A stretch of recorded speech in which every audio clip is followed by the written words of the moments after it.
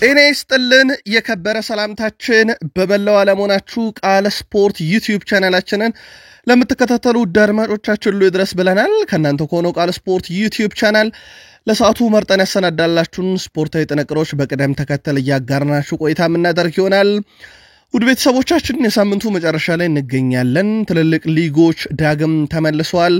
የአውሮፓ ትልልቅ ሊጎች ከዛሬ ጀምሮ መደረግ ሲጀምሩ ዕለታዊ ቡድን ዜናችን በስፋት ለእናንተ የምናደርሳችሁናል። ትናንትና በርከት ያሉ የኤሮፕ ሊግና ኮንፈረንስ ሊግ ጨዋታዎች ነበሩ። ግን እኛ መርጠን በተለይም አንዳንድ ስቴዲየሞች ላይ የነበሩ ለየት ያሉ ሁነቶችን እንነግራችኋለን። በተለይም ጣሊያን የነበረው ጨዋታ አነጋጋሪነቱ አሁንም እንደቀጠለ ነው። ምክንያቱን እንነግራችኋለን። ጣሊያን ላይ ሮም ላይ የነበረው ጨዋታ የተለየ ይዘት ነበረው። ከዛ ውጪ በርካታ መረጃዎችን በትልልቅ የአውሮፓ ክለቦች ዙሪያ እናነሳለን። ከባርሴሎና ጋር በተያያዘ ሃንሲ ፍሊክ በጋዜጣዊ መግለጫ ያነሷቸው ነጥቦችና ቡድን ውስጥ የተፈጠረ አንድ ውዝግብ አለ እናጠራዋለን። ከሪያል ማድሪድ ጋርም የተያያዘ መረጃን ይዘናል። የዓለም ከዋክብቶችን ወቅታዊ መረጃ ስናነሳ የአሰልጣኝ ሹምሽርንም የተመለከተ ዕለታዊ ጥንቅር ተካቷል። የፕሪሚየር ሊግ የመረጃ ሰዓታችን ላይ ሶስቱን ክለቦች እናነሳለን። የአውሮፓ ምሽቶች ግን የኖቲንግሃም ፎረስት ነገር በጣም አሳሳቢ ሆኗል። የኑኖ ስፕሪንቶ ሳንቶስ ውለታ የበላው ቡድን ሆኗል።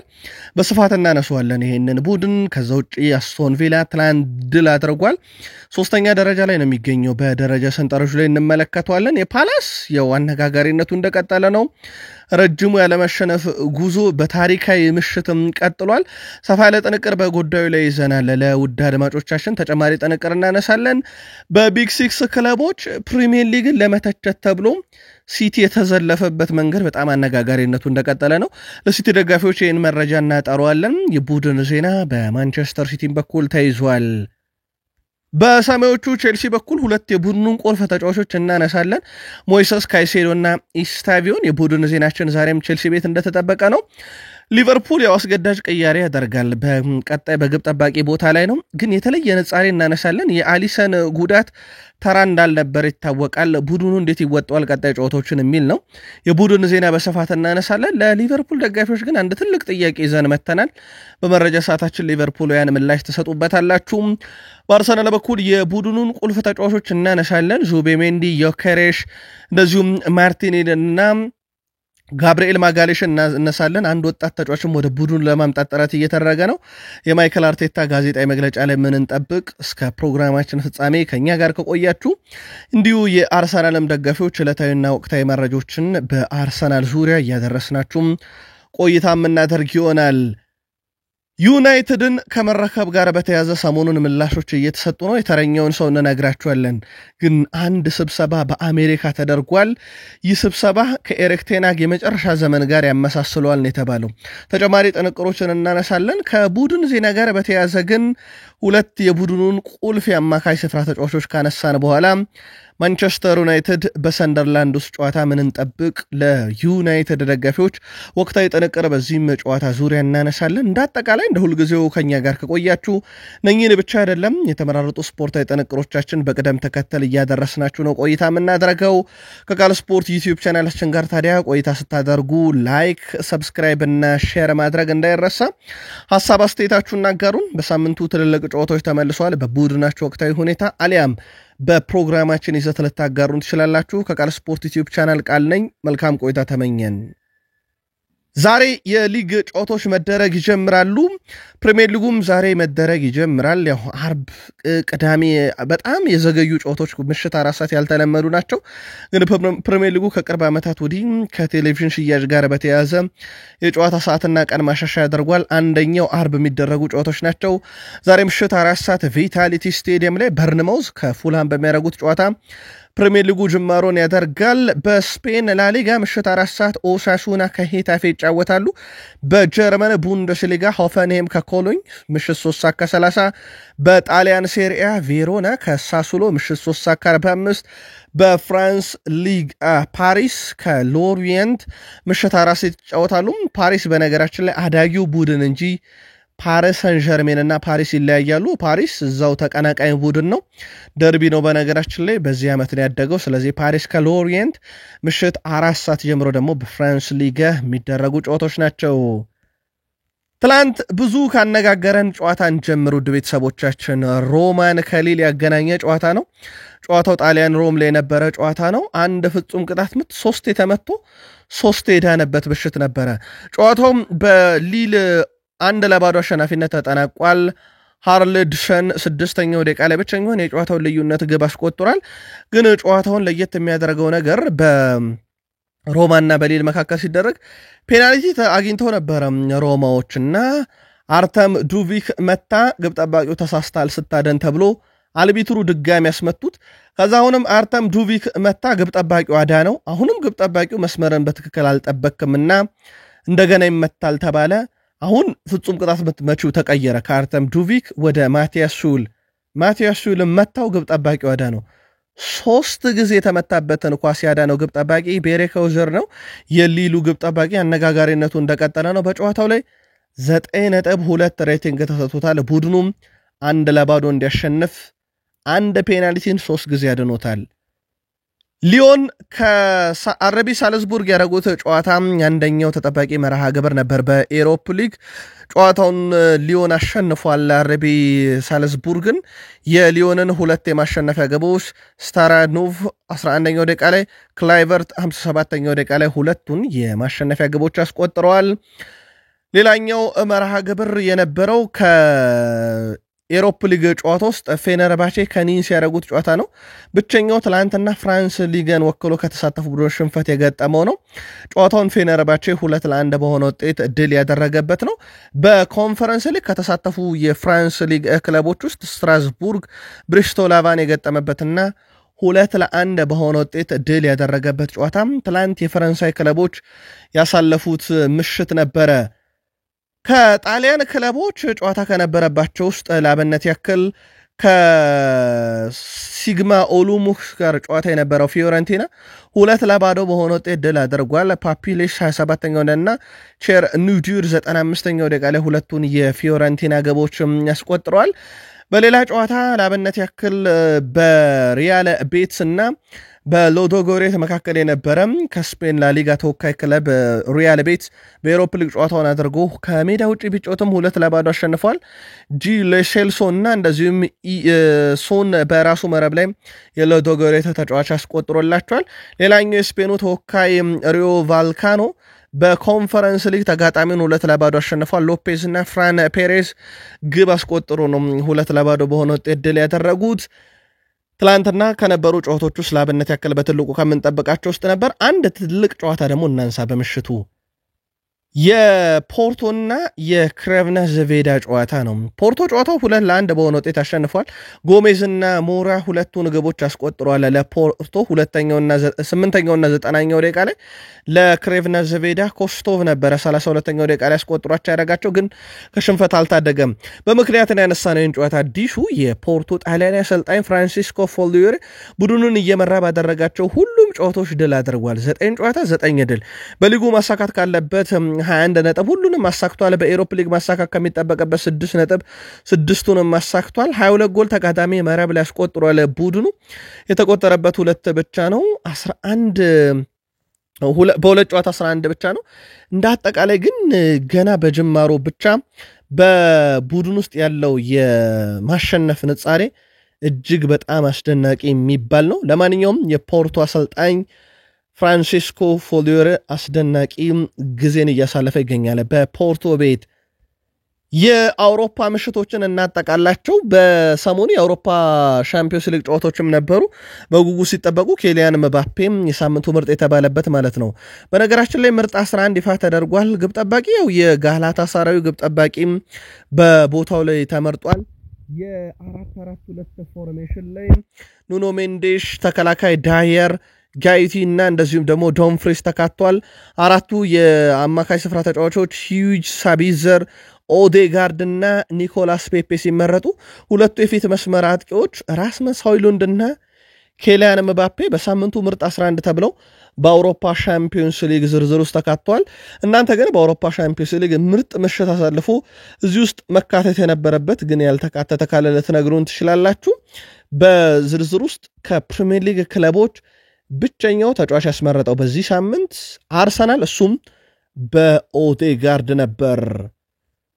ስፔን ደርሰናል ውድ ቤተሰቦቻችን ሃንሲ ፍሊክ ማንም ሰው የአውሮፓ ሻምፒዮንስ ሊግን ማሸነፍ ይፈልጋል ግን ቀላል አይደለም እኛ ደግሞ የቻልነውን እናደርጋለን ብለዋል ዘንድሮ ዓላማቸው ሁሉ ሻምፒዮንስ ሊግ ለሆኑት ባርሴሎናዎች የዚህ ሳምንት ጨዋታቸው ግን ጥሩ ውጤት የተመዘገበበት አይደለም በፓሪስ ሰን ዠርሜን 2-1 በሆነ ውጤት ተሸንፏል ያውም 90ኛው ደቂቃ ላይ በተቆጠረባቸው ግብ ጨዋታውንም ይመሩት ነበር ግን ውጤት ማስጠበቅ አልቻሉም ሃንሲ ፍሊክ ዘንድሮ ሁሉም የአውሮፓ ሻምፒዮንስ ሊግን ይፈልጋል ቀላል ባይሆንም እኛም የቻልነውን እናረጋለን ይሳካል ይያሉ ይገኛሉ ከዚህ ጋር በተያያዘ ግን አንድ ተጫዋች እናንሳው ውድ ቤተሰቦቻችን ሮናልድ አራሆ የማል ተከላካዩ በፓሪስ ሰን ዠርሜን ጨዋታ ላይ ተቀይሮም አልገባም በተጠባባቂ ወንበር ላይ ጨርሰው እናም የሮናልድ አራሆ ወንድም በማህበራዊ ትስስር ገጹ ላይ አሁን ስለ ሽንፈታችሁ ተጠያቂ የምታደርጉት ወንድሜ ነው ወይ የሚል ጥያቄ አንስቷል ምናልባት ተጫዋቹ በጨዋታው ላይ አለመሳተፉ ምክንያት ተጠያቂ ሊሆን እንደማይችል ይታወቃልና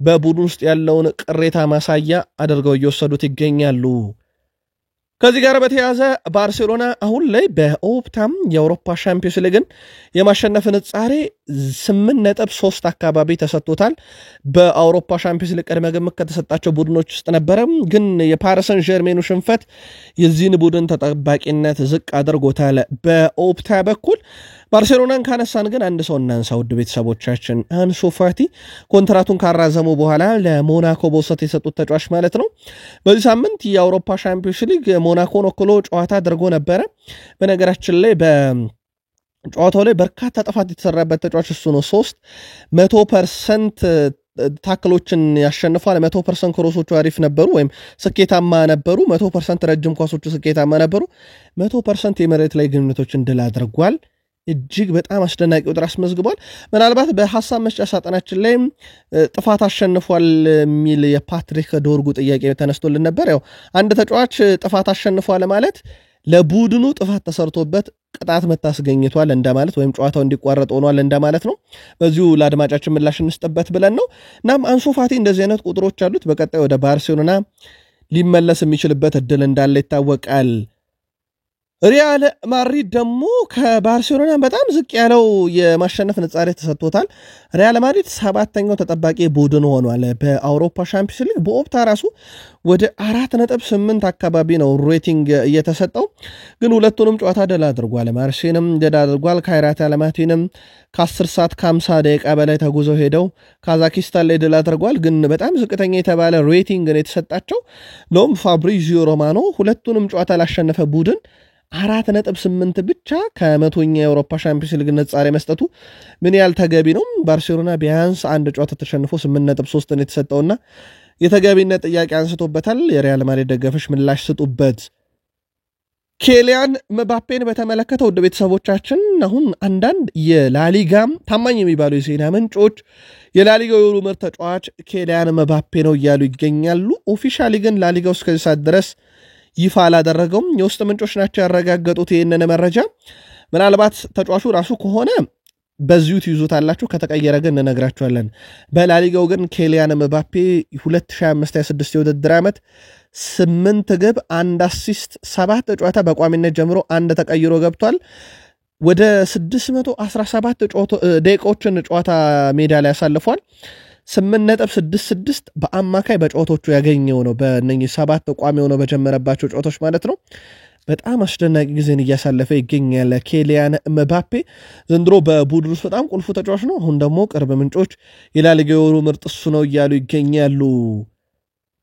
ቶማስ ሙለር በርካታ ዋንጫዎችን ያነሳ ጀርመናዊ ተጫዋች ሆኗል ትላንትና በነገራችን ላይ ቶኒ ክሮስ 34 ዋንጫዎችን በማንሳት ለረጅም ጊዜ ሪካርዱን ይዞት ነበር አሁን ይሄንን ሪካርድ ቶማስ ሙለር ወስዶታል ጀርመናዊ አንጋፋ ተጫዋች 13 የቡንደስሊጋ ዋንጫ 6 የዲኤፍፒ ፖካል ዋንጫ 8 የጀርመን ሱፐር ካፕ 2 ሻምፒዮንስ ሊግ 2 ዩኤፋ ሱፐር ካፕ 2 የክለቦች ዓለም ዋንጫ አንድ የዓለም ዋንጫን ከጀርመን ብሔራዊ ቡድን ጋር ካሳካና 34 ዋንጫዎችን ይዞ ከቆየ በኋላ ትላንት የካናዲያን ሻምፒዮንሺፕ ዋንጫን በማሳካት ከ34 ወደ 35 የዋንጫ ድምሩን በማሳደግ ጀርመናዊ ሆኖ በርካታ ዋንጫዎችን በማንሳት ከቶኒ ክሮስ በአንድ ልቆ መቀመጥ የቻለበትን ምሽት እንደዚሁ ማሳለፍ ችሏል በዚህ ዓመት ነበረ ከጀርመኑ ኃያል ክለብ ባየር ሙኒክ ጋር ተለያይቶ ወደ ካናዳው ክለብ ማቅናት የችሎ የነበረው።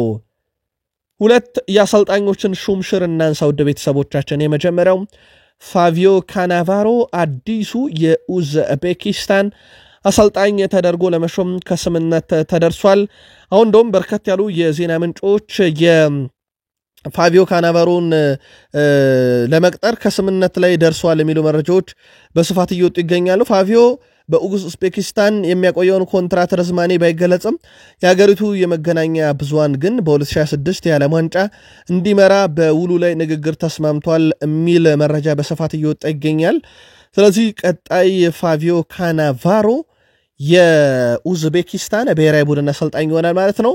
ሌላ አንድ የአሰልጣኝ ሹምሽር በዚሁ ለማድረስ ያክል አልኢታዶች ሰርጂዮ ኮንሴሳውን አዲሱ አሰልጣኝ አድርገው ለመቁጠር በቃል ደረጃ ከስምነት ደርሰዋል። አሰልጣኙ የሳውዲ ክለብ ለቀጣዮቹ 2 ዓመታት ለማሰልጠንም በቃል ደረጃ ከስምነት መድረሳቸው እየተዘገበ ይገኛል። በሰኔ ወር የሚካሄደው የፊፋ የዓለም ዋንጫ የፍጻሜ ጨዋታም ትኬት $6,000 በላይ ሊሆን እንደሚችል ነው መረጃዎች እየወጡ የሚገኙት። የፍጻሜ ጨዋታውን በስቴዲየም ተገኝቶ ለመታደም $6,000 በላይ ሲያስፈልግ ይህም በጣም ውዱ ፍጻሜ ሊያደርገው ይችላል እየተባለ ነው። በርከት ያሉ ሀገራትን ለመጀመሪያ ጊዜ በሚሳተፉበት የዓለም ዋንጫ ካናዳ፣ ዩናይትድ ስቴትስ ኦፍ አሜሪካ እና ሜክሲኮ አዘጋጅ ሀገር ሆነው ጨዋታዎቹ እንደሚስተናገዱባቸው ይታወቃል። ከዓለም ዋንጫው ጋር በተያያዘ ብዙ ነገሮች እየተነሱበት እንደሆነ ይታወቃል። እስራኤልን አናግዳት ከሚል ውዝግብ ጀምሮ የአሜሪካው ፕሬዚዳንት 11 ስቴቶች ውስጥ 2ቱ በደህንነት ስጋት ምክንያት የጨዋታ እንዳይደረግባቸው ላደርግ እችላለሁ እስከሚሉ መግለጫዎች የአሜሪካው ፕሬዚዳንት በንቃት እስከሚሳተፉበት የጋዜጣዊ መግለጫም ጭምር የዓለም ዋንጫ ካሁኑ በጉጉት እየጠበቀ ነው። ቀጣይ ክረምት ላይ ይደረጋል። ለማንኛውም ውዱ የፍጻሜ ጨዋታ ሊደረግ ይችላል እየተባለ ይገኛል።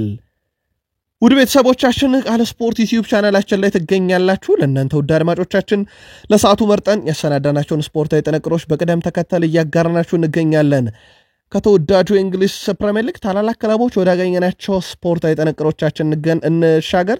ከፕሪሚየር ሊግ የመረጃ ሰዓታችን ጋር መልካም ቆይታ ተመኘን። ትላንት የፕሪሚየር ሊግ ክለቦች ሶስቱም 2 በዩሮፕ ሊግ 1 በኮንፈረንስ ሊግ ፍልሚያ ያደርገው ነበረ። ከዩሮፕ ሊጎቹን ጀምር ኖቲንግሃም ፎረስት በሜዳውና በደጋፊው ፊት ሽንፈት አስተናግዷል። እጅግ በጣም አስገራሚው ነገር ታዲያ በሜትላንድ ሲሸነፉ 3-2 በሆነ ውጤት ነው በሜዳቸውና በደጋፊያቸው ፊት የተሸነፉት። የፖስቴኮግሉ ቡድን ተከታታይ ሽንፈቶችን እየደረሰበት ነው። ትላንትና ለእንግዳው ቡድን ሜትላንድ ዲያው 18ኛው ደቂቃ ላይ፣ ባችሾነንስ 24ኛው ደቂቃ ላይ፣ ቡስኮፍ 88ኛው ደቂቃ ላይ ግብ አስቆጥሯል። ለኖቲንግሃም ፎረስት ከሽንፈት ያልታደገው ግቦችን ንዱዌ 22ኛው ደቂቃ ላይ፣ ውድ በፍጹም ቅጣት ምት 93ኛው ደቂቃ ላይ አስቆጥረዋል። የኖቲንግሃም ፎረስት እና የግሪኩ ኦሎምፒያኮስ ክለብ ባለቤት ኢቫን ሎጅ ማሪያነካስ በተገኙበት ጨዋታ ላይ ከትላንት በስቲያ እንግዲህ ቡድናቸው በተከታታይ ኦሎምፒያኮስ በአርሰናል ተሸንፎባቸዋል። ትላንትና ደግሞ በሜትላንድ ክለባቸው ኖቲንግሃም ፎረስት ሽንፈት ገጥሞታል። ይህ ብቻ አይደለም ነገሩን ለሳቸው ከበድ የሚያደርገው። አሰልጣኝ ኑኖ ስፕሪንቶ ሳንቶስ ቡድኑን ዘንድሮ ለአውሮፓ መድረክ ካበቁና የፕሪሚየር ሊግ ጨዋታን ከጀመሩ በኋላ እንዳሰናበቷቸው ይታወቃል። ኑኖ ስፕሪንቶ ሳንቶስን ሲያሰናብቱ አንጌ ፖስቴኮግሉን አመጡ። ፖስቴኮግሉ ቡድኑን ከያዙት በኋላ በአርሰናል 3-0፣ በስዋንሲ 3-2 ከሰንደርላንድ ጋር 1-0 ተሸነፉ። ትላንት ሜትላንድ ጋር 3-2 ተሸነፉ። ከበርንሌና ከሪያል ቤቲስ ጋር አቻ ተለያዩ። 6 ጨዋታ መርተው አንዱንም አላሸንፉም። በአራቱ ተሸንፈው በሁለት ጨዋታ ያቸው ወጥቷልና አሁን በኖቲንግሃም ፎረስት የ100 ዓመት ታሪክ ውስጥ አንድ አሰልጣኝ 6 ጨዋታን ተጫውቶ ድል ማድረግ ሲሳነው አንጌ ፖስቴኮግሉ በታሪክ የመጀመሪያው አሰልጣኝ ናቸው በ100 ዓመት ውስጥ። ምናልባት የኑኖ ስፕሪንቶ ሳንቶስ ስንብትና ውለታም ያረሳው ወይም ውለታ ያለበት ቡድን ሆኗል ኖቲንግሃም ፎረስት። ፖስቴኮግሉ ምናልባትም ከ6 ጨዋታ በኋላ ይሰናበት ይሆን የበርካቶች ጥያቄ ነው። የኖቲንግሃም ፎረስት ደጋፊዎች ግን በዚህ ዙሪያ እናንተን የግል መልከታ ልታደርሱን ትችላላችሁ። አስቶን ቪላ ትላንት ከሜዳ ውጪ ወጥቶ ነው ጨዋታ ያደረገው። ከፌኖርድ ጋር ጨዋታውን አድርጎ ሁለት ለምንም በሆነ ድል አድርጓል 61ኛው ደቂቃ ላይ ከረፍተ በኋላ ነው ቡንዲያ ግብ አስቆጠረ 79ኛው ደቂቃ ላይ ማጊን ተጨማሪ ግብ አስቆጥሮ አስቶን ቪላ ጨዋታውን ሁለት ለምንም በሆነ ድል አደረገም ካስታወሳችሁ በመጀመሪያ ዙር ጨዋታ ላይ አስቶን ቪላ የጣሊያን ሴሪያውን ክለብ ቦሎኛን 1-0 በሆነ ድል አድርጎ ነበር ስለዚህ አስቶን ቪላ በድምሩ 6 ነጥቦች አሉት 3ኛ ደረጃ ላይ ተቀምጧል አንደኛ ካለው ዳይናሞ ዛግሬቭ በአንድ ግብ ነው የሚያንሰው ከዛ ቀጥሎ ሜትላንድ ደግሞ በርካታ ግብ ተቃራኒ መረብ ላይ በማሳረፍ በሚል ካልሆነ በስተቀር በግብ ልዩነት እኩል ናቸው በነገራችን ላይ አስቶን ቪላ ሁለት ጨዋታ አድርጎ በኤሮፓ ሊግ ምንም ግብ ያልተቆጠረበት ብቸኛ ቡድን ነው ስለዚህ የአስቶን ቪላ የአውሮፓ መድረክ ጉዞ 100% በድል አድራጊነት 100% ክሊን ሺትም እንደቀጠለ ይገኛል የኡናይ ኤምሬ ቡድን በፕሪሚየር ሊጉ ብዙ ተቸግሮ ነበር የመጀመሪያውን ድል ለማግኘት 6 ሳምንትን የፈጀበት በኤሮፓ ሊግ ግን ቀልድ የማያውቅ ቡድን ሆኖ ቀጥሏል አነጋጋሪው ቡድን ጋር ደረስን ክሪስታል ፓላስ ትላንት ከዳይናሞ ኬቭ ጋር ጨዋታ ነበረው በኮንፈረንስ ሊግ እየተሳተፈ ይገኛል በእርግጥ የኮንፈረንስ ሊግ ተሳትፎ በአንድ ክለብ ባለቤት ስር ኦሎምፒክ ሊዮን ስለተያዘ በዛ ምክንያት ነው ከኤሮፓ ሊግ የተቀነሰው እንጂ የኤሮፓ ሊግ ቡድን ነበር ትላንትና በኮንፈረንስ ሊግ ዳይናሞ ኬቭን ከሜዳ ውጭ የገጠመው ክሪስታል ፓላስ ፍጹም የበላይ ነበረ 2-0 አሸንፏል ሙኒስ 31ኛው ደቂቃ ላይ ኒኬታ 58ኛው ደቂቃ ላይ ግብ አስቆጠረ በነገራችን ላይ ኤዲ ኒኬታን 58ኛው ደቂቃ ላይ ግብ ከመቆጠሩ በፊት 56ኛው ደቂቃ ላይ ግብ አስቆጥሮ በቫር ነው የተሻረበት ኦፍሳይድ ተብሎ ማለት ነው ትላንትና በክሪስታል ፓላስ በኩል ቦርና ሶሳ በሁለተኛ ቢጫ ካርድ በቀይ ካርድ ወጥቷል ለጌት የሚያደርገው በቀይ ካርድ መውጣቱ አይደለም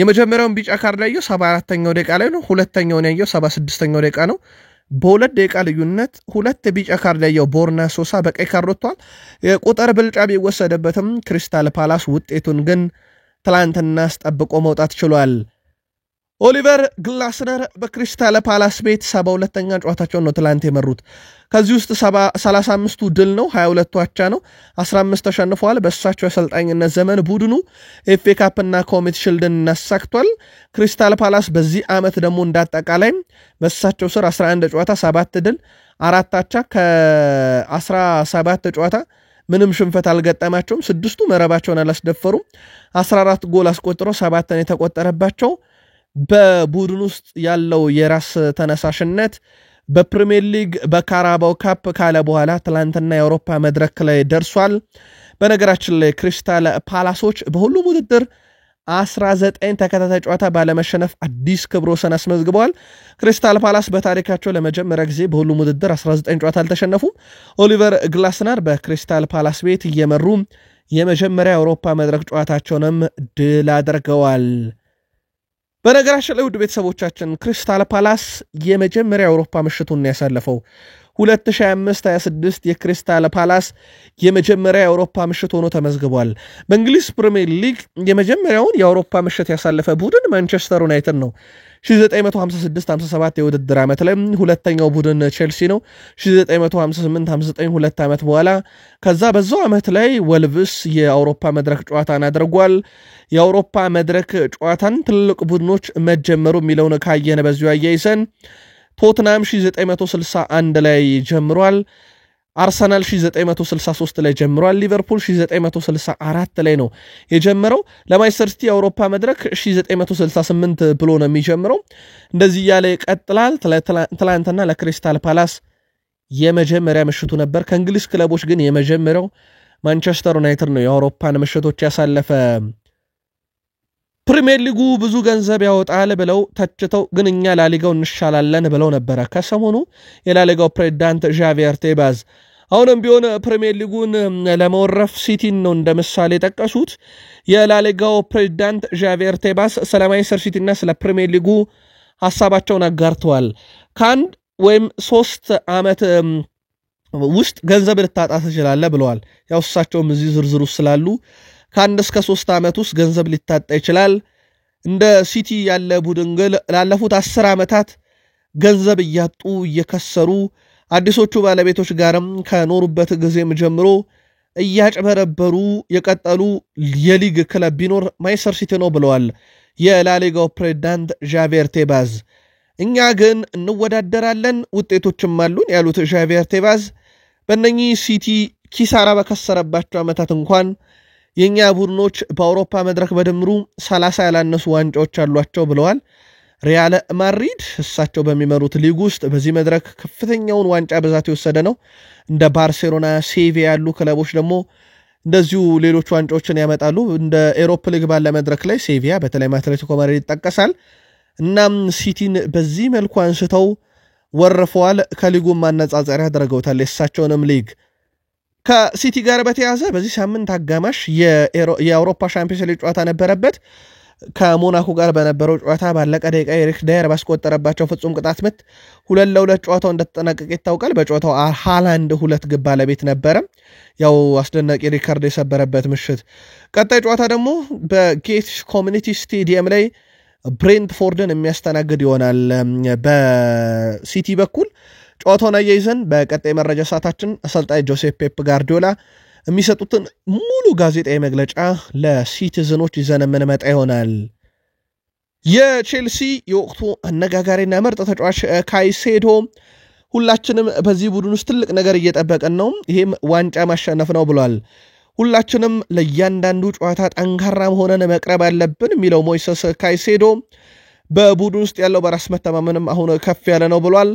ሁሉም እዚህ ቡድን ውስጥ ያለ ተጫዋች የአውሮፓ ሻምፒዮንስ ሊግን ዘንድሮ ማንሳት ይፈልጋል፣ ግን አሁን ላይ ጫና ውስጥ መግባት አይጠበቅብንም፣ ደረጃ በደረጃ ጨዋታዎችን እያሸነፈን ስንሄድ የሚመጣ ነገር ነው ብሏል። ከሰሞኑ ቤኔፊካን በስታንፎርድ ብሪጅ ራስ ላይ በተቆጠረች ግብ 1-0 ቼልሲ ድል ማድረጉ ይታወቃል። ይህንን ያነሳው ሞይሰስ ካይሴዶ በጨዋታው ላይ ጥሩ ነበርን፣ ግን ከዚህ በላይ መሻሻል የሚጠበቅብን ብዙ ነገሮች አሉ ብሏል። በተለይም በእያንዳንዱ የሜዳ ክፍል ላይ እናም ህልማችን ዘንድሮ የአውሮፓ ሻምፒዮንስ ሊግ ነው ብሏል። ምናልባት ቼልሲ በዘንድሮ ጅማሮ ደረጃ ብዙ ግምት ያልተሰጠው ግን ለትልቅ ነገር እየተጠበቀ ያለ ቡድን ነው። በመሃል ላይ አንዳንድ መዋዠቆች አሉ፣ ግን መዋዠቆቹ ጀርባ ያሉ ቀይ ካርዶች ለቡድኑ ፈተና እንደነበሩ የሚዘነጋ አይደለም።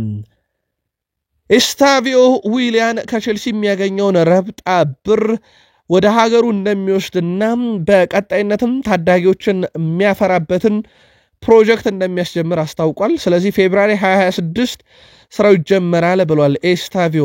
በተለይም ወደ አውሮፓ መጥተው መጫወት የሚችሉ ብራዚላውያንን በቀጣይነት ማፍራት የተጫዋቹ ህልም መሆኑን ተናግሯል። 3000 ህፃናትን እንረከባለሁ ብሏል፣ እድሜያቸው ከ7 እስከ 18 ዓመት የሆኑ። እናም እነኚህ ተጫዋቾች ወደ አውሮፓ መጥተው በጊዜ ሂደት ይጫወታሉ ብሏል። ስለዚህ የራሱን ፕሮጀክት ይከፍታል። ኤስታቪዮ በቼልሲ ያለውን ህይወቱን አያይዞ ሲናገር እጅግ በጣም ጥሩ የሚባል ነው ብሏል። ለሱ ጅማሬው በተለይ በቡድኑ የተደረገለት ነገር መልካም መሆኑን አንስቷል። የኮል ፓልመር ጉዳት ደግሞ ለተጫዋቹ በቂ ድልና ስፔስ ሰጥቶታል። ራሱን በደንብ እያሳየ ይገኛል። ተጫዋቹ ብዙ ተጠብቋል። ካስታወሳችሁ ምናልባትም ከላሚን ያማል ጋር እየተነጻጸረ ነበረ ቀጣይ የአውሮፓን እግር ኳስ መቆጣጠር የሚችል። ጅማሮውን ግን እንዴት አገኛችሁት? ቼልሲያን መልከታችሁን አድርሱን። ብራዚላዊ የሊቨርፑል ግብ ጠባቂ አሊሰን ቤከር ጉዳት ያው ከበድ ያለ እንደነበረም በጋላታሳራይ ጨዋታም ወዲያው ነበረ ስሎት በጋዜጣዊ መግለጫ ላይ ያነሱት። አሊሰን በጉዳቱ ምክንያት እስከ ህዳር ወር የብሔራዊ ቡድን ጨዋታ ረፍት በኋላ ድረስ ማለት ነው ወደ ሜዳ እንደማይመለስም ይታወቃል።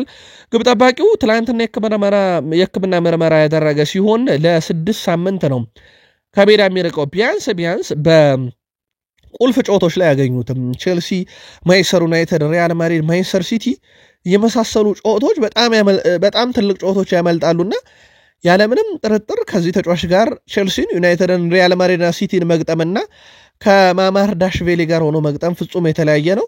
አሊሰን ቤከር በእነኚህ ቁልፍ ጨዋታዎች ላይ ሊቨርፑልን አያገለግልም። የፕሪሚየር ሊጉን ኦፊሻል ንጻሬ እንመልከት። የአሊሰን ቤከር ሲኖርና ሳይኖር ከአሊሰን ጋር 235 ጨዋታን አድርጓል ሊቨርፑል። ያለ አሊሰን 37 ጨዋታን ያደረገው። በነገራችን ላይም በጨዋታ አሊሰን ካለ 0.9 ግብ ብቻ ነው በጨዋታ የሚያስተናግደው ሊቨርፑል። አሊሰን ከሌለ ግን 1.3 ግብ ይቆጠርበታል። የማዳን ንጻሬው አሊሰን ካለ ቡድኑ ኳስ የማዳን ንጻሬው 73% ነው። እሱ ከሌለ ግን ግብ ጠባቂ ቀጥሎ የሚገቡት 67% ነው የማዳን ንጻሬያቸው። በአሊሰን በኩል ካለ 2.2 በጨዋታ በአማካይ ነጥብ ይገኛል። ከሌለ 2.4 ነው። ግን ያው ይህ ንጻሬ የጨዋታ ቁጥሮች በጣም ስላነሱ የመጣ ነው። የማሸነፍ ንጻሬ 66% ነው የማሸነፍ ንጻሬ ከሌለ 73% ነው። ይህም ከጨዋታ መብዛትና ማነስ ጋር የተያያዘ ንጻሬ ነው። ለማንኛውም አሊሰን ቤከር የሌለበት ሳምንታት ለሊቨርፑል በቀጣይነት ይጠበቃሉ።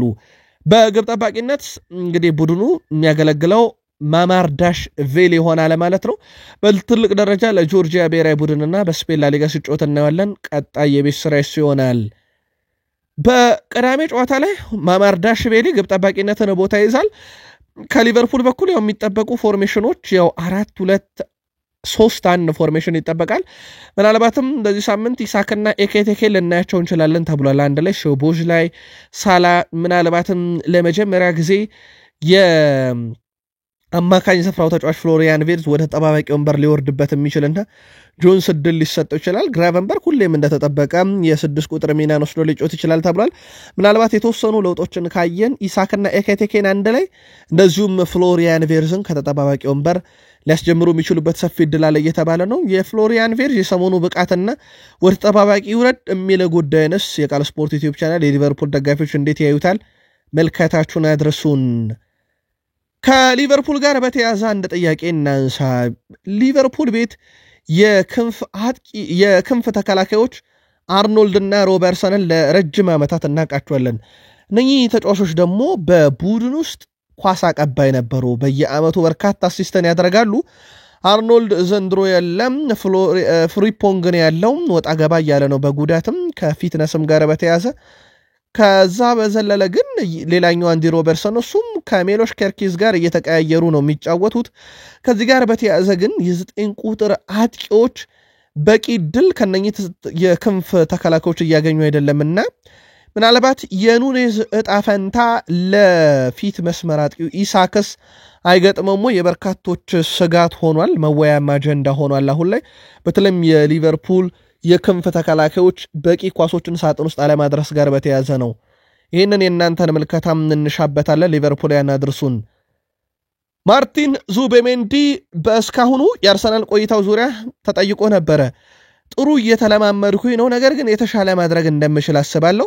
እውነት ነው፣ ቡድኑ በጣም አስደናቂ ነው። በርካታ ጠንካራ ሰራተኞችና በራስ መተማመን ለእኔ ያበረከቱ ሰራተኞች አሉ በቡድን ውስጥ፣ በሜዳም ላይ ይሁን ከሜዳ ውጭ እኔን በማገዝ ረገድ በርካቶች አሉ ብሏል። ከሰሞኑ የፕሪሚየር ሊግ የወሩ ምርጥ ግብ እጩ ውስጥ ተካታለታለች። በሃፍ ቮሊ ከፍጹም ቅጣት ምት መምቻው ጠርዝ ላይ ያስቆጠራት በዚህ ሳምንት እሷ ግብ ተመርጣለች። በርካታ አርሰናልንም እቺ ግብ መመረጥ አለባት እያሉ ነበረ። ዙቤሜንዲ ግን እንደ አዲስ አይመስልም። አርሰናል ቤት ያለው ተላምዶ በተለይ መሃል ሜዳው ላይ ነገሮች ቀለል ያሉት ይመስላል። በአርሰናልም በኩል እስካሁን ለተመዘገበው ድል ምናልባት አርሰናል ወደ ኋላ ዞር ብለው ቶማስ ፓርቴና ጀርጊኒዮን እንዳያስቡም ያደረገ ብቃትን እያሳየ ይገኛል። የዮኬሬሽ መምጣት አርሰናል ቤት ምናልባት ይሄ ተከታታይ ግብ አለማስቆጠር ካልሆነ በስተቀር ሁለት ተጫዋቾችን ግን ነፃ ያወጣ ተጫዋች ሆኗል። በተለይም የክንፍ አጥቂዎቹ በግራም በቀኝም ያሉት ሳካ አሊያም ኑኖ ማዱኬ፣ በግራው በኩል ደግሞ እንደ ማርቲኔሊ ትሮሳርድም ኢዜም ሲጫወቱ በጣም ነፃነት እያገኙ ነው። ምክንያቱም ተጠባቂው ተጫዋች የአርሰናል በማጥቃት ላይ ዮኬሬሽ ነው። ለበርካታ ተቃራኒ ቡድኖችና ሱ ስፔሶችን እንዳያገኝ በሚደረገው ጥረት ላይ ግን ሁለቱ የክንፍ አጥቂዎች በቂ ስፔስ እያገኙ ነው። በግብ ላይም እየተሳተፉ ነው፣ ጫናም እየፈጠሩ ነው። ለዛም ይመስላል ማይክል አርቴታ ግብ አትቁጠሩ የሱን እያሉ የሚገኙት። በነገራችን ላይ ከተጫዋቹም ጋር በተያያዘ እሳቸውም በተጠየቁት ጥያቄ እሱ በጣም የተለየው ተጫዋቻችን ነው፣ ሜዳ ላይ እያረገ ያለውን ነገር እስኪ ተመልከቱ፣ ግቡን ብቻ አትቁጠሩበት ማለታቸውን በምሽት መረጃችን ላይ አንስተን ነበር። ግን ዮኬሬሽ እንደተባለው ግብም እንዳስቆጠር ለክንፍ አጥቂዎች ግን እየሰጠ ያለው ሚና በትልቁ ሊነሳ አይገባም ወይ? አርሰናልን አድርሱን። በአርሰናል በኩል ያው ይሄንን እድል እየተጠቀሙ ካሉ በተለይም የክፍት የሜዳ ክፍል በማግኘት ረገድ ማርቲኔሊ ይጠቀሳል። ግብ እያስቆጠረ ነው። በጣም አስገራሚ ነገር ግን እንንገራችሁ፣ አርሰናል ማርቲኔሊ ጎል እያስቆጠረ በሚገኝበት የፕሪሚየር ሊግ ጨዋታ ተሸንፎ አያውቅም። ልክ የሊቨርፑሉ ጆታ በነበረ ሰዓት ግብ እያስቆጠረ ቡድኑ እንደማይሸነፈው ሁሉ የአርሰናል ተረኛው ሰው ደግሞ ማርቲኔሊ ነው። ግብ እያስቆጠረ ቡድኑ በፍጹም ሽንፈት እየገጠመው አይደለም። ከሰሞኑም ተቀይሮም እየገባ እንደዚሁም ግብ እያስቆጠረላቸው ነው። በነገራችን ላይ ከአርሰናል ተጫዋቾች የሱን ያክል በዚህ ዓመት የግብ አስተዋጽኦ ያለው ተጫዋች አናገኝም። ይተጫዋች በክረምት አጀንዳ እንደነበረ ይተወቃል ክለቡን ይለቃል በሚል ከጋብርኤል ማጋሌሽ ጋር በተያያዘ ጋብርኤል ማጋሌሽ በጣም ፈታኙ የ9 ቁጥር አጥቂ ሃሪኬን ነው ብሏል አሁን ግን ግልግል ነው ሃሪኬን በፕሪሚየር ሊጉ የለለትም ይልቁንም በአውሮፓ መድረክ ከተገናኙ ብቻ ነው ከዛ ውጪ ደግሞ እንደ ቡድን በጣም አስቸጋሪ ቡድን ማንቸስተር ሲቲ ነው ብሏል ሲቲና አርሰናል በቅርብ ዓመታት ውስጥ በተለይም የማይክል አርቴታ ወደ አርሰናል መምጣት በኋላ ፉክክሩ ደርቷል ከፍ ያለ ደረጃም ደርሷል ይሄም በተቃራኒ ሆኖ ከመግጠም ቡድን ሲቲን ከአጥቂ ሃሪኬን በጣም ከባድ ብሏቸዋል አርሰናል የ19 ዓመቱን የሪያል ሶሴዳድ የማለት ተከላካይ ጆን ማርቲን ሁኔታ በቅርበት እየተከታተለ ነው የሪያል ሶሴዳድ ታማኝ የዜና ምንጮችም አርሰናል ተጫዋቻችንን እየተከታተለብን ነው የሚል መረጃን ይዘው ወጥተዋል ከዚህ ጋር በተያያዘ ምናልባት ማይክል አርቴታ ከጥቂት ደቂቃዎች በኋላ የሳምንቱን ጨዋታ አስመልክቶ የዌስትሃምን ጨዋታ ጋዜጣዊ መግለጫ ይሰጣሉ እዛ ላይ ምላሽ ከሰጡበት እንነግራቸዋለን እንደሚታወቀው የማይክል አርቴታው ቡድን በተከታታይ ድሎቹ በተነሳ የአውሮፓ ሻምፒዮንስ ሊግ የወቅቱ ቁጥር 1 ተገማች ቡድን በኦፕታ መሆኑ ይታወቃል ከዚህ ጋር በተያያዘ ጥቂት ደቂቃዎች በኋላ በመናቀርበው መረጃችን ላይ የማይክል አርቴታን ጋዜጣዊ መግለጫ እናካተተዋለን ከሰሞኑ ከዩናይትድ ጋር ስማቸው የተያዙ አሰልጣኞች ምላሽ እየሰጡ ነው ተረኛው አንዲ ኢራኦላ ሆነዋል የበርንሞዝ አሰልጣኝ አንዲ ኢራኦላ በበርንሞዝ በጣም ደስተኛ ነኝ ከባለቤቱ ቢል ፎል እና ከቡድን ዳይሬክተሮች ሲሞን ፍራንሲስ እና ቲያጎ ፔንቶ ጋር በጣም ጥሩ ግንኙነት አለኝ እና ከነሱ ጋር ስለወደፊት እንነጋገራለሁ እንገማገማለን እንጂ ሌላ የተለየ ነገር አሁን ላይ የለም ሲሉ ተደምጧል አንዲ ኢራኦላ ከአንዲ ኢራኦላ በተጨማሪ ኦሊቨር ግላስነርም ይጥያቄ ቀርቦላቸው ስማቸው ከዩናይትድ ጋር መያያዙ እንዳስደሰታቸው ግን እሳቸው አሁን በፓላስ ጥሩ ጊዜን እያሳለፉ መሆኑና የእሳቸው ሙሉ ትኩረት ፓላስ ላይ መሆኑን ተናግረው ነበረ ግን ጥያቄው ይህ ቢሆንም ግን በሩበን አሞሪም በኩል የቡድኑ ተሰናባች አሰልጣኝ ናቸው አይደሉም የሚለው ጉዳይ 100% የተረጋገጠ አይደለም ግን ስማቸው የተነሱ አሰልጣኞች ሩበን አሞሪን እያደነቁ ለጊዜው ክለብ አለን እያሉ ይገኛሉ ከሩበን አሞሪ ጋር በተያያዘ ትላንትና የዘ አትሌቲኩ ጸሐፊ ሩበን አሞሪ በሰንደርላንድ ጨዋታ ቢሸነፍ ራሱ ስለመባረሩ እርግጠኛ አይደለውም የሚል ዘገባን ይዞቷል የማንቸስተር ዩናይትድ ሩብ አክሲዮን ድርሻ ባለቤት ሰር ጂም ራትክሊፍ በዚህ ሳምንት አጋማሽ አሜሪካ ከተመው እንደነበረ ተረጋግጧል ራትክሊፍ ወደ አሜሪካ ኒውዮርክ አቅንተው የነበሩት ከግሌዘር ቤተሰቦች የሆኑት ጆኤል ግሌዘር ጋር ውይይት ለማድረግም ነበር ተብሏል እንግሊዛዊ ቢሊየነር በኒውዮርክ ቆይታቸው ከጆኤል ግሌዘር ጋር በአሰልጣኝ ሩበን አሞሪ ቆይታ ዙሪያ ሳይነጋገሩ አልቀሩም የሚሉ መረጃዎች እየወጡ ነው ሰር ጂም ራትክሊፍ ወደ ኒውዮርክ እንዳቀኑ በክለብ ውስጥም እንግዲህ ነገር መረጃ ወጥቷል የ72 ዓመቱ ከበርቴ ባሳለፍነው ዓመት በተመሳሳይ ኤሪክ ቴን ሃግን ከማሰናበታቸው አንድ ሳምንት በፊት እዚሁ አሜሪካ ኒውዮርክ አቅንተው ከግሌዘር ቤተሰብ አንዱ የሆኑት ጆኤል ግሌዘር ጋር ውይይት ካረጉ በኋላ ነው መጥቶ ያሰናበቷቸው ለሩበን አሞሪ ግን ይህ ላይሆን ይችላል እየተባለ ነው ከዚህ ጋር በተያያዘ በዋይኒ ማርክ ሩኒም በኩል ያው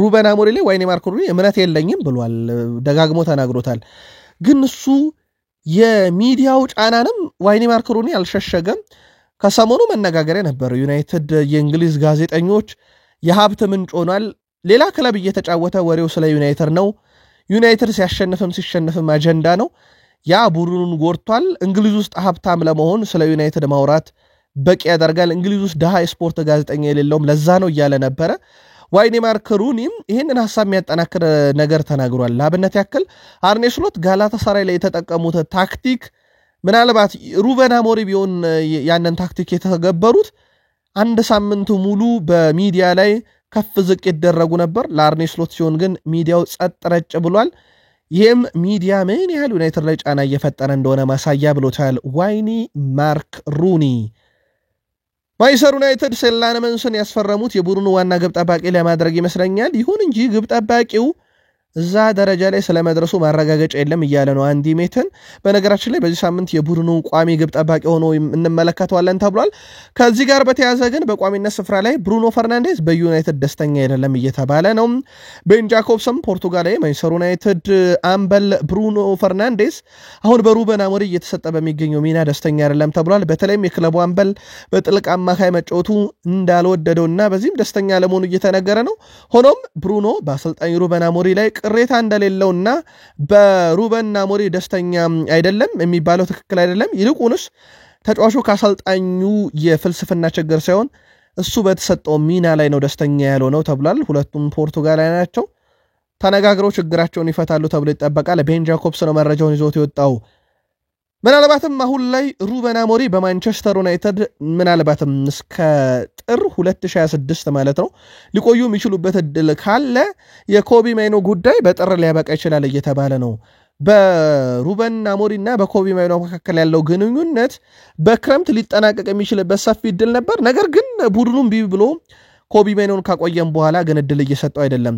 በክረምት የዝውውር ስኮት ከመጫወቻ ደቂቃ ጋር በተያያዘ ክለቡን ሊለቅ ከጫፍ የደረሰው ተጫዋች ስኮት ማክቶሚኔ ራስመስ ሆይሉንድን በናፖሊ ሊቀላቀል የሚችልበት እድል ሲኖር ሪያል ማድሪድና አትሌቲኮ ማድሪድም ግን አይናቸውን አያሾም ብሏል። ይህ ታማኝ የዜና ምንጭ ዴሊ ሜል አረጋግጦታል። በርካታ የዜና ምንጮች ተቀባብሎታል። የኮቢ ማይኖ መዳረሻ ናፖሊ ብቻ ላይሆን እንደሚችል እነኚህ ሁለት ግዙፍ የስፔን ክለቦችም ሪያል ማድሪድና አትሌቲኮ ማድሪድም ሊሆኑ የሚችሉበት እድል አለ እየተባለ ነው።